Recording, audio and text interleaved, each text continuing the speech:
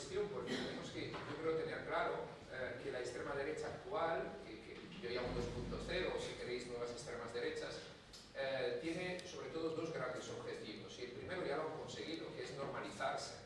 Es decir, hacer que sus ideas se conviertan en buena medida en mainstream, inaceptadas por gran parte de la población. Un ejemplo muy evidente es la teoría del gran reemplazo, según la cual los Soros y otros estarían ahí han montado ya un plan para sustituir la población europea con población que viene sobre todo de origen musulmana y de otros continentes, ¿no? Esta idea no ha nacido hace 5 años. En los círculos neonazis neofascistas se escuchaba ya en los años 80 o 90, quizá con otro nombre o con otras fórmulas, ¿no? Pero con esta idea de fondo. Lo que pasa es que hoy en día esta idea, cuando antes nadie con los dedos de frente se atrevía a nombrarle un medio de comunicación generalista, hoy en día, en cambio, no solo está en la boca de líderes o diputados de partidos que tienen el 15, 20, 25% o inclusive gobiernan en algunos países. Pensemos en Orbán, pensemos en Bolsonaro, pensemos en Trump cuando estaba en la Casa Blanca, sino que también nos la encontramos implícito y explícitamente en medios de comunicación generalistas. Esto quiere decir normalizarse, eso quiere decir ultraderechizar el espacio de debate público. Y eso no es una cosa a venir, una cosa en el futuro, esto es la actualidad. El segundo gran objetivo de la extrema derecha es el de convertir democracias liberales pluralistas, sin duda mejorables, en democracias iliberales. Y aquí a los hechos me remito y al caso de Orbán. Orbán no es un ejemplo sui generis, Orbán es el modelo. No solo porque evidentemente gobierna desde hace ahora 12 años y como mínimo 4 más en Hungría, y entonces le ha dado tiempo con mayoría absolutísimas a convertir Hungría en la que los politólogos llaman un régimen híbrido, es decir, una democracia que ya no es plena y que está camino a convertirse posiblemente en un régimen autoritario tout court, sino porque Orbán es el caso, el ejemplo, el modelo al cual todas las formaciones de extrema derecha, europea y no solo europeas, miran, estudian lo que ha hecho Orbán. El caso de Vox es ejemplar. Cuando Orbán ganó estas elecciones a principios de abril, ¿quién estaba celebrando en Budapest con los de Fidesz la nueva mayoría absoluta de Orbán? Estaban Terz y Buxadé. Y no es un caso. En los encuentros que se organizan a menudo en Budapest, que se ha convertido en una especie de meca de la extrema derecha, del mundo ultraconservador, de meeting, conferencias, encuentros, está siempre alguien de Vox. Y así están los de Le Pen, están los de Salvini, etcétera, etcétera. Está Kast, ¿no?, que ha participado recientemente, están evidentemente los trumpistas norteamericanos, etcétera. Esto lo quiero decir porque yo creo que tenemos muy claro cuáles son los objetivos de estas formaciones políticas y de una extrema derecha que luego, seguramente hay quien abordará también este tema aquí conmigo hoy, va mucho más allá de solo de las formaciones políticas, de sus estructuras y sus militantes, ¿no? Pero este es el objetivo. Y esto yo creo que tenemos que tenerlo claro porque este es el marco en el cual se mueven estas formaciones políticas, se mueven los influencers, los líderes, los intelectuales, los que han creado una tupida red de fundaciones, think tank, asociaciones que gastan muchísimo dinero para elaborar una agenda común sobre determinados temas, las redes ultracatólicas, ultracristianas, para poner un ejemplo concreto, y que ponen en relación todas estas ideas y estas formaciones políticas, ¿no? Y yo creo que eso es importante ponerlo aquí sobre la mesa, yo creo, para empezar. Por otro lado, quería añadir un par de reflexiones más que se conectan. Uno, que tiene que ver con las características de estas formaciones políticas y de esta nueva extrema derecha, ¿no? No hablamos del fascismo histórico, del fascismo de entreguerras. Claro que hay algún rasgo en común, en algunos países puede ser más marcado que en otros, ¿no? Pero estamos hablando de formaciones que han vivido un ayornamiento, una actualización ideológica. Ahí muy importante es también todo el trabajo que hizo Alain de Benoist, la Nouvelle Droite francesa a partir de los años 70, el trabajo de decir vamos a por la hegemonía cultural, ¿no? Hemos leído Gramsci desde la ultraderecha y vamos a aplicar su idea de guerra de posiciones y batalla cultural. Y conectado con esto, hay un tema que es muy importante entre las características de esta extrema derecha, que son las guerras culturales, y lo vemos cada día. En el caso de Vox también es evidente, pero vale para el trumpismo, vale para Le Pen, vale para Orbán, vale para Salvini, ¿no? Sabemos muy bien la centralidad de estos temas, ¿no?, que tienen diferentes objetivos. Por un lado, polarizar más a la sociedad, crispar más y luego poder pescar el río revuelto, y por otro, mantener la iniciativa política y sobre todo la centralidad en la agenda mediática. Y eso es lo que tenemos. Estamos hablando luego del chuletón, ¿no?, durante 1 o 2 semanas. Esa es una guerra cultural y esa es una estrategia muy clara, ¿no? Trump lo hacía muy bien desde la Casa Blanca. Los tweets que enviaba por la noche no eran, digamos, la locura de un viejo chocho que estaba cansado, eso. Que también quizás no, pero ahí hay una estrategia muy clara. Todo el mundo el día siguiente se tenía que situar sobre lo que decía Trump. Él marcaba la agenda, evidentemente lo podía hacer estando en la Casa Blanca y teniendo el papel que tenía, ¿no? Pero evidentemente hay una estrategia detrás. Y por otro lado hay 2 cosas también muy importantes. De una se ha escrito, se ha hablado mucho en los últimos años, que son las fake news, la posverdad, los bulos, etc. Esa también es una estrategia. Eso ayuda para aumentar no solo la desconfianza entre la población y polarizar más, sino evidentemente en embarrar todo el juego. Y ahí hay estrategias también, y es el otro tema importante, de perfilación de datos y estrategias justamente para difundir, viralizar esos discursos y aumentar la desconfianza y la polarización a nivel, sobre todo, online. Pero el online ya sabemos que luego llega directamente a los medios de comunicación tradicionales, ¿no? Ya no hay una separación tan neta entre estos mundos. Y la última característica que quería poner sobre la mesa es esa carga transgresora, provocadora de la extrema derecha, que se junta muchas veces con las guerras culturales, ¿no? Esa forma de hablar, por ejemplo, que ellos son rebeldes, que ellos son inclusive antisistema, frente a una supuesta dictadura progre, que diría Pascal, dictadura de lo políticamente correcto, o marxismo cultural, que diría Bolsonaro.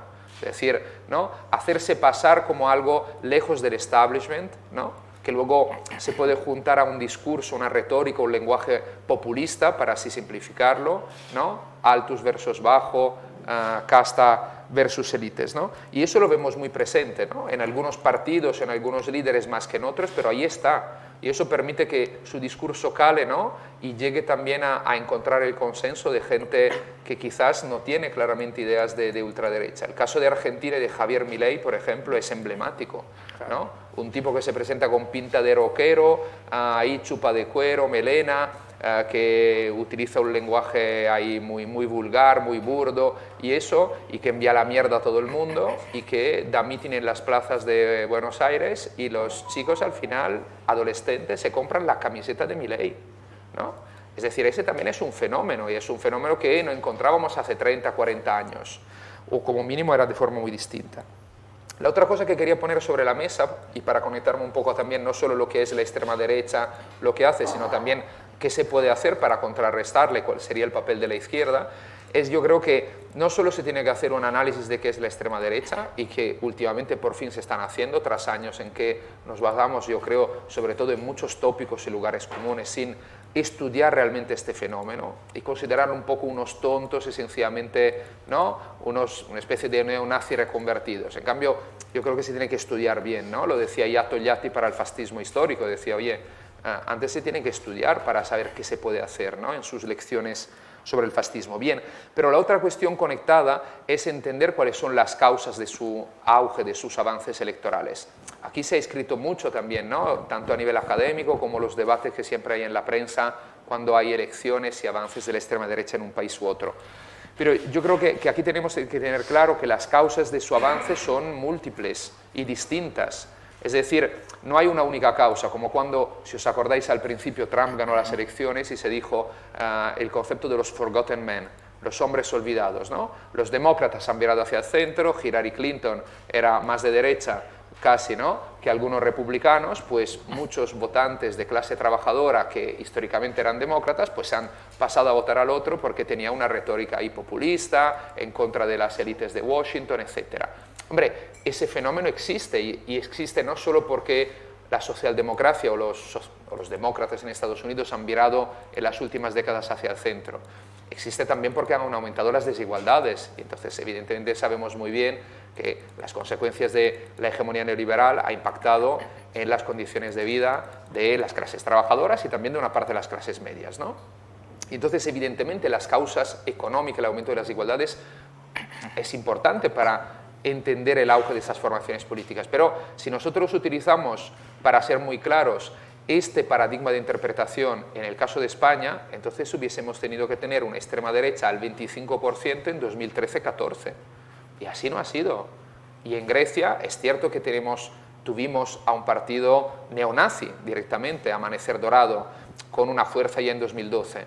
Pero digamos, quien arrastró, ¿no? Quien supo capitalizar las frustraciones y el enfado y la indignación hacia el sistema y las desigualdades sociales fueron Podemos aquí y las mareas antes y las confluencias municipalistas y fue Syriza en Grecia, ¿no? En ese momento. Entonces tenemos que añadir otras causas, la que algunos llaman el cultural backlash, es decir, la reacción cultural a la globalización neoliberal. Es decir, nuestras sociedades han cambiado, están cambiando mucho y muy rápidamente, y entonces eso conlleva que hay sectores que tienen reacciones culturales al aumento de las migraciones, a los cambios en los valores, ¿no? La igualdad de género, los derechos del colectivo LGTBI, temas como el aborto en algunos países, casi en todos, lamentablemente hoy en día, etcétera, ¿no? Y luego tenemos que añadir otras cuestiones, que la crisis de la democracia liberal. Ahora, venimos hablando desde hace décadas, diría, de crisis de las democracias liberales, poniéndole un poco caras y ojos a esta macrocategoría que quiere decir, yo creo que quiere decir, por un lado, el aumento de la desconfianza, que es lo que la extrema derecha quiere cabalgar y aumentar aún más si cabe. Cuando se hace una encuesta, sabéis muy bien a la pregunta, ¿confía usted en el gobierno, en los partidos políticos, en el presidente, etcétera, o en el parlamento? En general, en los países occidentales es muy difícil que se supere el 20, 25, no hablemos del 30% de gente que contesta sí confío en las principales instituciones de tu país. Bueno, ese es un problema gordo, ¿no? Entonces, ahí de fondo hay esto. Evidentemente que hay razones por qué la gente desconfía, pero este es el resultado, ¿no? Y eso conlleva también otras cuestiones, ¿no? Crisis de la democracia liberal quiere decir también que los partidos políticos no tienen la función que tenían antes, porque no tienen el peso y el arraigo que tenían hace 20, 30, 40, 50 años en las democracias consolidadas. Y eso quiere decir también que los sindicatos, la misma sociedad civil, ¿no? Tienen menos arraigo, menos importancia, menos capacidad de actuar, de canalizar las insatisfacciones y llevarlas, ¿no? A través de los canales democráticos. Y eso creo que también es un punto importante. Y por último añadiría, y voy cerrando también, la cuestión del miedo, que la sensación de miedo, de inseguridad, de desprotección, que mucha gente vive en la actualidad y que evidentemente la extrema derecha intenta canalizar hacia el odio hacia enemigos, ¿no? Como los migrantes, respuestas simplistas a problemas complejos es lo que ofrece la extrema derecha. Es decir, la extrema derecha no es que no coge las grietas de nuestras sociedades hoy en día.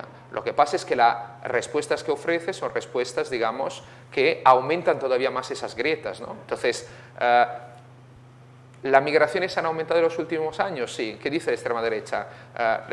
Los migrantes son nuestro enemigo, son un problema para nuestras sociedades. La respuesta es cerrar los puertos y las fronteras, o echarlos, ¿no?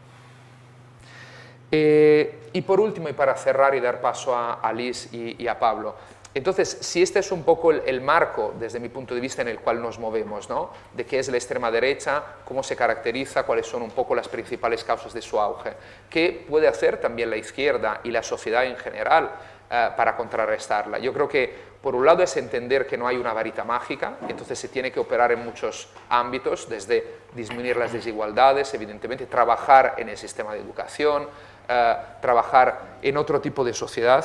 Pero por otro lado, en el caso concreto de la izquierda, pongo sobre la mesa un par de cosas. Por un lado, evitar lo que hemos definido algunos la amenaza rojiparda, es decir, acabar comprando parte del discurso de la extrema derecha, porque se dice la extrema derecha está penetrando entre las clases trabajadoras, porque las clases trabajadoras también, oye, lo de los migrantes quizás, ¿no? Es que están un poco hartas y le están quitando el trabajo. Y entonces, bueno, utilizamos un poco en parte ese discurso para evitar que la extrema derecha nos coma votantes ahí. Eso no es pararle los pies a la extrema derecha. Eso, aparte de ser moralmente una derrota, yo creo un error ético gravísimo, es asfaltarle una autopista, porque siempre el original es mejor que la copia.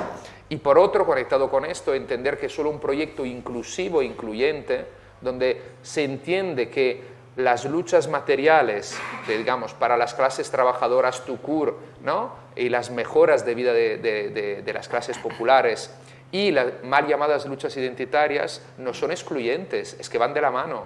Una cajera que es extranjera es al mismo tiempo una mujer y luchará por la igualdad de los derechos de las mujeres y la igualdad de género. Es al mismo tiempo una extranjera, una migrante, y entonces luchará también para esos derechos, y al mismo tiempo es una trabajadora precaria, y entonces luchará también para eso. Es decir, estas luchas en la sociedad van juntas. Pensarlas como separadas no solo es un error analítico, ¿no? Es un error político, estratégico gravísimo. Entonces yo creo que como mínimo a partir de ahí, para construir un proyecto esperanzador e ilusionante, se tiene que empezar, ¿no?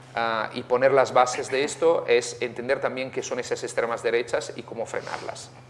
Gracias.